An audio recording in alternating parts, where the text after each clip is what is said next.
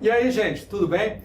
Hoje vamos falar de um assunto que é muito bom para quem gosta de explorar a prática diarística. Ele é bom para todo mundo, mas principalmente para aquelas pessoas que estão com algum receio de fazer algum trabalho, que estão começando a fazer essa atividade e às vezes têm um certo medo, de que o trabalho não fique tão bonito.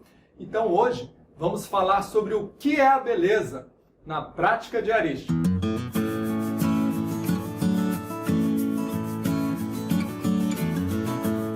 Você está no canal do Livro Criativo e aqui a gente utiliza diários gráficos. Isso quer dizer que além da escrita, nesses nossos diários a gente usa também recursos visuais, como colagem, desenho e pintura. Isso vai ampliar nossa margem de expressão, porque nem sempre é tão fácil expressar só com palavras os sentimentos, as sensações, as impressões que a gente tem das nossas experiências na vida. E hoje vamos falar sobre o que seria a beleza nos registros diarísticos. A gente observa que uma característica dos diários gráficos é que os registros são feitos de uma forma meio fragmentada, meio rápida, e a gente vai pegando uma imagem de algum local, pode recortar essa imagem de formas diferentes, pode explorar esse recorte usando uma linha, por exemplo, ondulada, não precisa ser quadrado sempre, a gente pode até rasgar, tem muita gente que gosta disso, e coloca ali o recorte dessa imagem, a gente pode pintar algumas partes, pode escrever de uma forma bem caligráfica, querendo enfatizar algumas palavras, pode colorir algumas palavras ou não. A gente vai explorando os elementos visuais, a gente vai desenhando algumas coisas, pode colocar setas, pode até aproveitando essas coisas e desenvolvendo no decorrer dos seus registros. Quando a gente utiliza recursos visuais em um diário, aqui no Brasil a gente chama de diário gráfico, em Portugal também. Mas na língua inglesa é comum se utilizar o termo sketchbook. E aí na própria palavra a gente percebe a intenção dessa estética, porque sketch quer dizer esboço e book é livro. Então a gente pode traduzir como sendo um livro de esboços, um caderno de rascunhos, alguma coisa nesse sentido. Os primeiros diários gráficos que chamaram a atenção foram os dos grandes pintores, como Leonardo da Vinci, Delacroix e Frida Kahlo. Leonardo da Vinci tem mais de 6.000 páginas de diários gráficos, muito mais do que os quadros que ele deixou, que não passam de 15. E lá ele diz, ele fala sobre os esboços, reflete de que é uma maneira de você, não define tudo, não tenta no desenho colocar toda a informação. Ele até compara com a poesia. Você escolhe muito bem o que você quer colocar para fazer o leitor participar, para ele ler o que está nas entrelinhas, se emocionar com aquela forma mais bela de expressar a realidade. Outros diários gráficos bem famosos são o do Delacroix, que foi um pintor que viajava muito, então ele desenhava os lugares que ele ia, as pessoas que ele encontrava.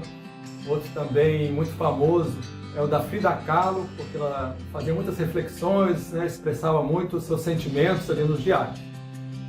Então, se até os pintores faziam dessa forma meio esboçada, a gente pode também explorar os diários dessa mesma maneira.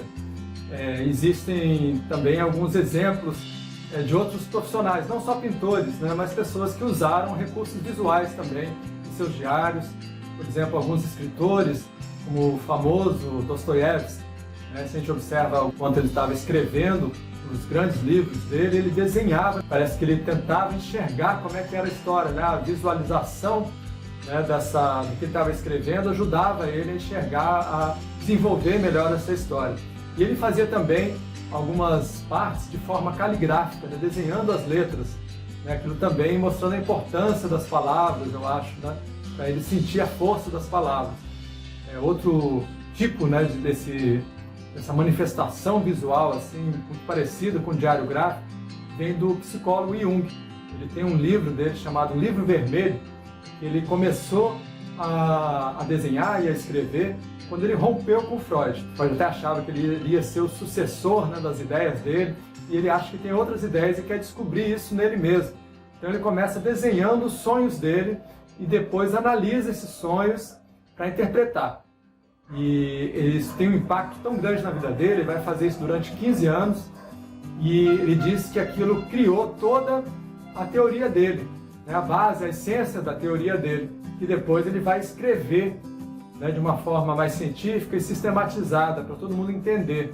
Mas ele prefere esconder esse diário dele, é um livro vermelho, e ele fala até para a família, para ficar ainda por 30 anos depois da morte dele, ainda escondido, eles colocam lá num cofre, num banco. Né? Eu acho que saiu quase 50 anos depois só que foi publicado, em 2009. Então, quando apareceu esse livro dele aí, todo mundo já, alguns pesquisadores, né, já estão de olho. Então, voltando aqui para a beleza dos registros diarísticos, a gente pode perceber que existe uma estética que prioriza, né, esse não acabamento das obras. E existe até um termo em italiano chamado estética non finita. Isso vem lá de Michelangelo. Ele fez algumas estátuas em que ele tem a pedra, né, mas ele não finalizou a estátua, né, ele deixa ela ali como tivesse quase querendo sair daquela pedra, né, mostrando esse processo, né, da estátua se formar.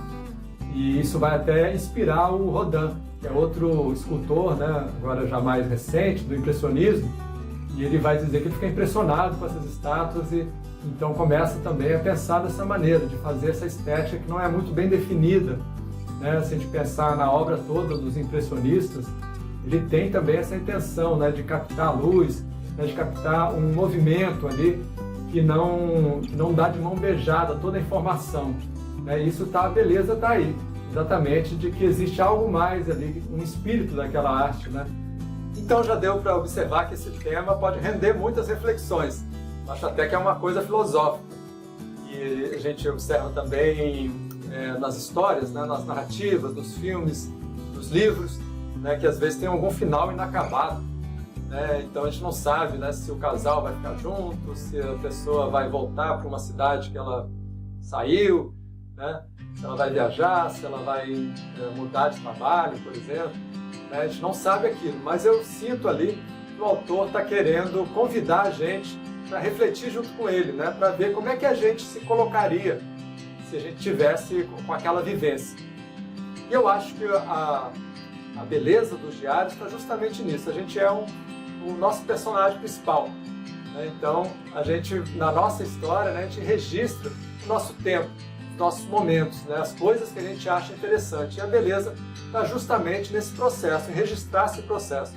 Eu acho que ninguém que faz, nem os pintores, né, ninguém que faz os registros de diários gráficos quer fazer uma obra de arte, mas quer fazer uma obra sobre o seu processo, sobre o tempo, sobre as coisas que vai reunindo, né, de uma forma que crie sentido na vida. A gente começa a observar as coisas com mais atenção, a gente começa a valorizar certas coisas que a gente não valorizava e começa a se aprofundar em alguns assuntos que a gente antes não percebia. Eu acho que essa é a beleza do diário. E agora, então, eu vou sugerir que cada um faça uma obra inacabada. A gente vai simplesmente pegar, recolher alguns fragmentos que a gente gosta, né, sejam imagens, sejam folhas coloridas, pode pintar também, pode riscar. A gente vai fazer um fundo assim na página, preencher a página dessa maneira. E se por acaso aquilo no final fizer com que a gente descubra alguma coisa, ou tenha alguma impressão, ou venha algum pensamento na cabeça, por que não, né, colocar esse pensamento sobre essa experiência ali também, né, sobre esse momento que a gente quer registrar. Então vou mostrar como é que eu fiz no meu diário. Então eu peguei alguns recortes, de uma forma meio abstrata até, e eu vou colando na página do diário. Então, por exemplo, posso começar com esse aqui que é maior, eu vou colar aqui, depois eu vou simplesmente colar e fazer um fundo aqui. Isso pode ser feito com tinta também, né?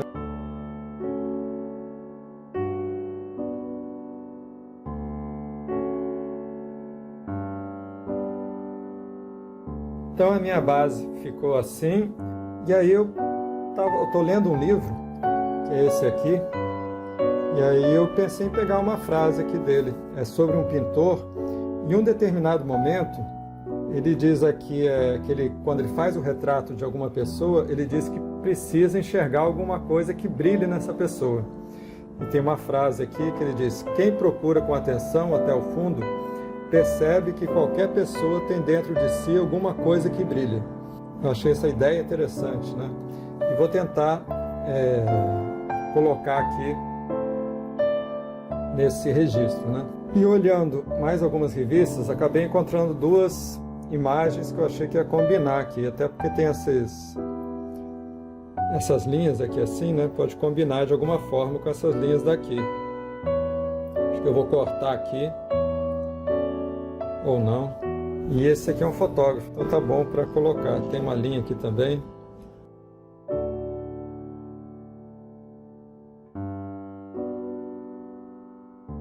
Então tem algumas linhas aqui que elas estão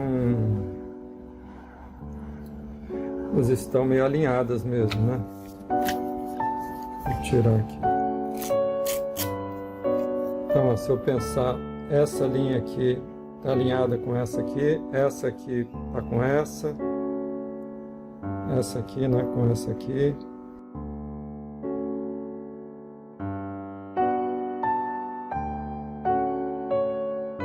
Aí ficou mais ou menos assim. Eu encontrei ainda uma folha aqui de papel de presente, eu acho. Vou tentar fazer um recorte aqui para ver se dá para botar aqui assim.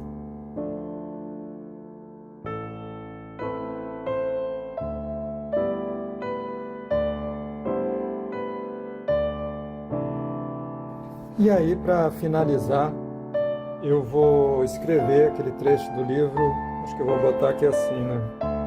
Só para ter essa recordação que eu estava lendo o livro, que eu achei aquele trecho interessante. Talvez mais para baixo aqui, para pegar o pé dele.